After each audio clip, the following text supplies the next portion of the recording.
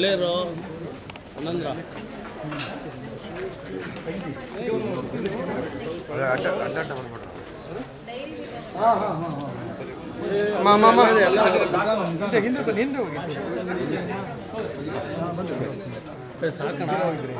ಸಾಕು ಸಾಕು madam madam ಎಲ್ಲ ಹೋಗೋಣ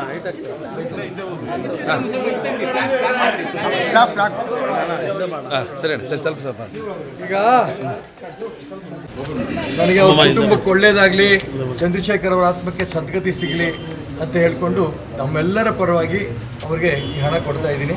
ಅದನ್ನು ಇಲ್ಲ ಮತ್ತೆ ನಿಮ್ಮ ಸಮಸ್ಯೆ ನನಗೆ ಗೊತ್ತು, ನನಗೆ ನೀವು ಸ್ವಾಭಿಮಾನಿಗಳು ಗೊತ್ತು ನನಗೆ. ನಮ್ಮ ಅಣ್ಣ ತಮ್ಮಂದರು ಅಂತ ತಗೊಳ್ಳಿ, ಬೇರೆ ಏನೇನಿಲ್ಲ, ಅಣ್ಣ ತಮ್ಮಂದರು ಅಂತ ತಗೊಳ್ಳಿ. ಸರ್ಕಾರ ಏನು ಘೋಷಣೆ ಮಾಡಿದೆ ಅದು ಕೊಡಬೇಕು, ಅವ್ರ ಕರ್ತವ್ಯ ಅದು. ನಾವು ನಮ್ಮ ಕರ್ತವ್ಯ ಮಾಡಿದ್ದೀವಿ. ಸಮಾಜದ ಋಣ ನಾವು ನಿಮಗೆ ತೀರಿಸ್ತಾ ಇದ್ದೀವಿ.